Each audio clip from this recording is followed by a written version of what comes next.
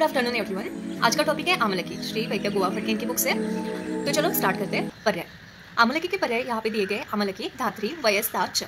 वयस्ता इसलिए क्योंकि वो वय को इंक्रीज करते हैं। उसके बाद में हिंदी भाषा में उसको आवलाक, तो गुजराती भाषा में उसको आमली बोलते हैं। उसके साथ साथ महाराष्ट्र भाषा में देखा जाए तो आवळी इति ख्यातः। वर्णन के तौर पे आमलकी वृक्षः सर्वत्र रोहन्ति, मतलब सभी जगह पे वो पाई जाती है। तस्य पत्राणि रसवाणी कंकतिका सदृशानि। पुष्पाणि हरितपीतानि च तस्य पक्वाणि फलानि उपयुक्तानि भवन्ति, मतलब उनके फल ये उपयुक्त होते हैं। उसके साथ साथ जो पुष्प होते हैं वो हरित पीत कलर के होते हैं। बॉटनिकल नेम, अगर एक्स्ट्रा इन्फॉर्मेशन देखी जाए तो बॉटनिकल नेम इनका फाइलेंथस इम्बिलिका है। फैमिली यूफोर्बियासी, तो आइडेंटिफिकेशन करते हुए कैसे करेंगे, तो जो लीव्स रहते हैं ना वो अल्टरनेट रहते हैं कंपाउंड में, ठीक है। पत्तों को अपोजिट करने पे क्या रहेगा, हमें रैचेस पर छोटे छोटे प्रोजेक्शन प्रेजेंट हुए रहेंगे। आमलकी के पत्र और अपने चिंच मतलब टैमरिन के पत्र, इनमें कंफ्यूज नहीं होना है, ठीक है। उसके बाद में अगर हम देखते हैं आमलकी के कल्प, तो आमलकी लेह कर्षमात्रम पांडुरके लिहात, मतलब एक कर्ष पांडुरक में आमलकी का लेह लिया जाता है। उसके बाद में आमलकी चूर्ण यूज करते हैं ज्वर और अरुचि के लिए। आमलकम चित्रकम पथ्या पिपली सैंधव तथा एतेषां चूर्णम अरुचौ ज्वरे च प्रशस्तम, मतलब आमलकी का चूर्ण, चित्रक, पथ्या, पिपली, सैंधव, इनको सबको मिक्स करके हम अरुचि और ज्वर के कंडीशन में यूज करेंगे। धात्री का तेल बनाते हैं, इसलिए धात्री तैलम। उसके बाद में अगर भावप्रकाश का श्लोक हम देखते हैं तो भावप्रकाश का श्लोक दिया गया है। आमलकम शीतम अम्लम पित्त कफापहम, वाग्भट है। उसके बाद में भावप्रकाश का है। हरितकी समम धात्रीफलम किंतु विशेषतः रक्तपित्तम प्रमेहग्नम परम रुष्यम रसायनम, क्या है, हरितकी समम धात्रीफलम किंतु विशेषतः रक्तपित्तम प्रमेहग्नम परम रुष्यम रसायनम, भावप्रकाश का श्लोक है। उसके बाद में चरक रुद्रस्थान में दिया गया है 4th चैप्टर में। आमलकी कासग्नि ज्वरग्नि विरेचनी कुष्ठग्नि वयस्तापनी च। आमलकी अम्ला स कषाय मधुरा च तस्य विपाको मधुरम वीर्यम शीतम च। हंति वातग्न तदमम्लं त्वा पित्तम माधुर्य शैत्यातम कफवृक्ष कषायत्वात फलम धात्रा श्री दोषजीतम, भावप्रकाश का श्लोक है फिर से। बाद में इसका एक्सप्लेनेशन दिया गया है कि आमलकी प्रभावात त्रिनपि दोषान शमयति, मतलब उसका प्रभाव जो है वो त्रिदोषहर है, तीनों दोष को कम करती है। क्लेदम दाहम शोभम शमयति, क्लेद को, दाह को, शोभ को शमन करती है। आमलकी अम्लत्वात अग्नि प्रदीपयति, अम्ल रस की वजह से वो अग्नि का प्रदीपन करती है। अन्न पाचयति, अन्न का पाचन करती है। रुचिम च उत्पादयति, मतलब अन्न को जो अरुचि हुई है उसको रुचि प्रदान करने का काम आमलकी करती है। मलाम अनुलोमयति च, मतलब मल को अनुलोमन करने का काम आमलकी करती है। उसके साथ साथ आमलकी शीतवीर्यत्वात् रक्तगत पित्तस्य, शीतवीर्य होने की वजह से रक्तगत पित्त के ऊपर उसका इस्तेमाल करते हैं। उसके बाद में तीक्ष्णम औष्णम च शमयति, कषायत्वात् क्लेदम शोषयति, कषाय रस होने की वजह से क्लेद का शोष करती है। रक्तम विशोधति रक्तम प्रसादयति वर्णम च वर्धयति, रक्त का विशोधन करना, प्रसादन करना, वर्ण को वर्धन करना। धातूनाम शोधनम कृत्वा, धातु का शोधन करना। कफादि धातुमलाम आमलकी बहिः क्षिपति, ठीक है। उसके बाद में शोधनेन धातवः तरुणः, ठीक है, शोधनेन धातन वरुणः तरुणः भवन्ति। तस्मात् धात्री रसायन सेवनात् नरः तरुण भवति, जो धात्री का रस सेवन करेगा वो नर तरुण होगा, मतलब वयस्तापन जो बोला गया है कि वय को वो बढ़ने नहीं देती, मतलब जो एजिंग फैक्टर है उसको रुकाने का काम आमलकी करती है। उसके बाद में आमलकस्य मधुरपाकित्वात् शरीरे शुक्रस्य वृद्धिर्भवति, मधुरपाक होने की वजह से शुक्र की वृद्धि करती है। अतः धात्री प्रजास्तापनी है, रुष्या है, रसायनी च, मतलब प्रजास्तापन का कार्य रुष्य का और रसायन का कार्य आमलकी करती है। आमलकी अम्लत्वात्, मतलब अम्ल रस की होने की वजह से संस्त्रयति, ये इसका कर्म है। अतिमात्रया विरेचयति च, शरीरगत क्लेदस्य पचनम कृत्वम च बस्तिमार्गेण बहिः क्षिपयति।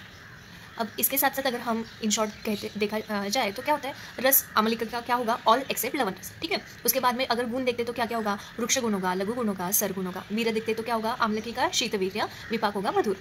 बाद में दोषकर्म अगर देखते हैं तो त्रिदोषहर रहेगा, ठीक है। वातहर क्यों रहेगा, क्योंकि अम्ल रस की वजह से। पित्तहर क्यों रहेगा, क्योंकि शीतवीर्य है, मधुर रस है, उसकी वजह से। उसके बाद में कफरस क्यों, कफ जो है तो कफहर क्यों रहेगा, तो कषाय रस की वजह से आमलकी, ये सब दोषकर्म दिखाएंगे। उसके बाद अगर हम एक एक रोग के हिसाब से देखते हैं तो पहले देखते हैं ज्वर, ठीक है। ज्वर के ऊपर आमलकी कैसे कार्य करते हैं, तो बोला गया है कि आमलकी शीतवीर्यत्वात्, शीतवीर्य होने की वजह से ज्वर को नाश करेगी। आमलकी शीतवीर्यत्वात् ज्वरम नाशयति।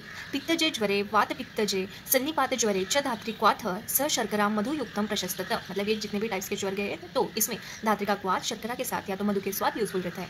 अन्य दुष्क ज्वरे में चातुर्थिक विषम ज्वरे में च धात्री कषाय उपयुक्त भवति, मतलब इन सभी ज्वर में भी धात्री कषाय उपयुक्त होता है।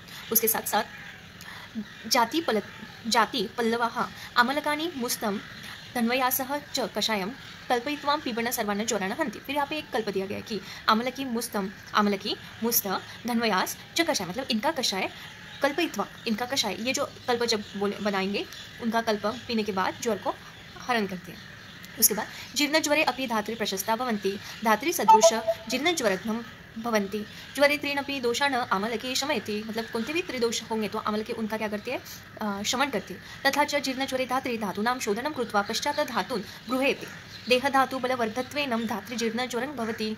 उसके बाद में क्या आता है, रक्तपित्त आता है। रक्तपित्त में क्या बोला गया है कि धात्री स्वरस रक्तपित्तम प्रशमयति, रक्तपित्त में धात्री का जो स्वरस होता है वो रक्तपित्त को कम करता है। अम्लरस प्रायः रक्तपित्त से वर्धक, अम्लरस रहेगा तो रक्तपित्त का वर्धन करेगा। ये तो सवाल आएगा कि अरे अम्ल की जो है वो तो पंच रसात्मक है ना, एक्सेप्ट लवण रस, तो फिर ये कैसे काम करेगी, तो किंतु तत्र धात्री फलम अपवाद, धात्री फल क्या है, इसके लिए अपवाद माना गया है।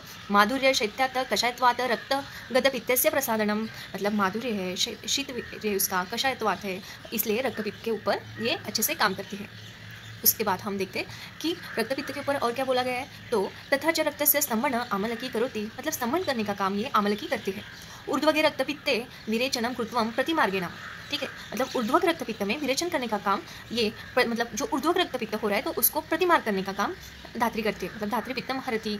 अधोग रक्तपित्ते माधुर्यात् पित्तम वातम च शमयित्वा रक्तपित्तम प्रशमयति, मतलब अधोग रक्तपित्त में भी ये काम करती है। तस्मात् ऊर्ध्वग अधोगे च रक्तपित्तम धात्री प्रशस्ता, मतलब धात्री जो है वो ऊर्ध्वक रक्तपित्त हो या अधोग रक्तपित्त हो, दोनों कंडीशन में धात्री यूजफुल होती है। उसके बाद में प्रमेय रोग आता है। क्या क्या देखे थे, ज्वर में देखा था, रक्तपित्त में देखा था, अब प्रमेय में धात्री वृक्ष कषायत्वात् शरीरगतम क्लेदम शोषयति, वृक्ष और कषाय होने की वजह से जो शरीर में क्लेद है उनका शोषण करने का काम ये धात्री करती है। उसके बाद में तस्मात् प्रमेय दोष दुष्टानाम शमनार्थम धात्री प्रशस्ता भवन्ति, तस्मात् प्रमेय दोष दुष्टानाम शमनार्थम धात्री प्रशस्ता भवन्ति, मतलब दोष और दुष्ट का शमन करने का काम धात्रीफल करती है। धात्री रस हरिद्रा कल्कयुक्तम माक्षिकांति पेय, धात्री रस जो है वो हरिद्रा कल्क के साथ अगर लेते हैं तो इसका माक्षिकांतम पेय, मतलब ये यूजफुल रहता है। स सर्वमेहान जयंती अविलमूत्रताम च आशु नाशयति, मतलब जो अविलमूत्रता ये जो मेन सिम्टम्स है प्रमेय का, इनका नाश करने का काम आमलकी का स्वरस करता है।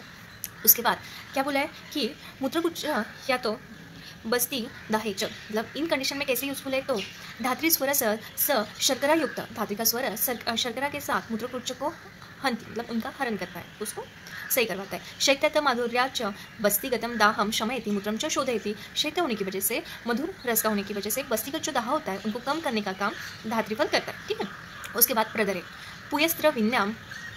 पुयस्त विन्या योन्याः धात्रिक्वाथम निशायुक्तम प्रशस्ततम स रोक्षात कषायत्वातम क्लेदम पुयम च शोषयति। प्रदर में क्या होता है, पुयस्त्राविन्या योन्याः धात्रिक्वाथ निशायुक्तम प्रशस्तः स रोक्षात कषायत्वात क्लेदम पुयम च शोषयति। योनिदाहे रक्तज योनिरोगे च धात्रिरसम सीतायुक्तम सदापि वेतम अम्लपित्तम क्षीरशूलेन च, धात्रिरस शर्करायुक्तम अम्लपित्तम क्षीरशूलम तिमिरम छर्दिम भ्रमम च नाशयति, मतलब धात्रिरस जो होता है वो शर्करा के साथ अगर हम लेते हैं तो अम्लपित्त, क्षीरशूल, तिमिर, छर्दी, भ्रम, इन सब रोगों का नाश करने का काम करती है।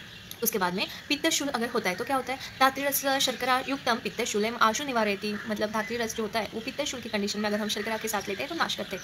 पांडुरोगे कामलायाम च, पांडुरोग कामला में भी धात्री का क्या इस्तेमाल है, तो अस्मिन रोगे प्राधान्यनम पित्तम चिकित्सा कार्य, ठीक है, पित्त की चिकित्सा के कार्य में इसका इस्तेमाल करते हैं। आमलकी रक्तगतम पित्तम शमयित्वा पांडुरोगम च शामयति, तथा च रक्तपोपकसारभागं च उत्पादयति। माधुर्यात् शैत्यात् च पाण्डुरोगे धात्रीफलरसस्य लेहं प्रशस्त स च हलिमकं कामलां पाण्डुरोगं च नियश्चति।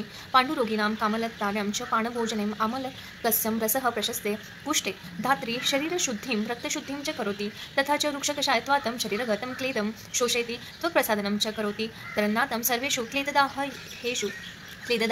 युतेषु कुष्ठेषु धात्री प्रशस्ताः, मतलब कुष्ठ में भी धात्री प्रशस्त है क्योंकि वो क्लेद को कम करते हैं और कुष्ठ में क्लेद बढ़ता है। ऐसे कंडीशन में धातुक्षय धात्रीचूर्णम सघ्रूत शर्करम रसायनम विधानेनम नित्यं सेवति फलितं नाश यत्विं विमले निद्रयत्वं च उत्पादयति सर्वान् धातुं वर्धयति च, मतलब सभी धातु का वर्धन करने के लिए आमलकी यूजफुल होती है। उसके बाद में वाजीकरण, अब वाजीकरण में क्या क्या इस्तेमाल करते हैं, हमने देखा था ज्वर में, रक्तपित्त में, उसके बाद में देखा था कि प्रदर अगर होता है, प्रमेह की कंडीशन होती है, पित्तशूल होता है, पांडुरोग होता है, कामला होती है, कुष्ठ होती है, धातुक्षय की कंडीशन में हम यूज़ करते हैं। उसके साथ साथ वाजीकरण चिकित्सा के लिए भी हम धात्री का इस्तेमाल करते हैं। उसमें क्या बोला है कि धात्रीफलम माधुर्यात माधुर्य पाकित्वात प्रभावाश्च वृषकरम भवन्तीम युक्तम च, ये सब हो गया। अब उस मतलब देखो अब वाजीकरण में क्या है, धात्रीफलम माधुर्यात मधुर रस होने के साथ साथ मधुर उसका विभाग भी है, प्रभाव वृषकरम भवती, ठीक है, उसकी वजह से वो वृक्ष को इंक्रीज करते हैं। ठीक है। अब उसके बाद में सुश्रुत का क्या कहना है? सुश्रुत जी कहते हैं कि श्लोक दिया गया है उनका।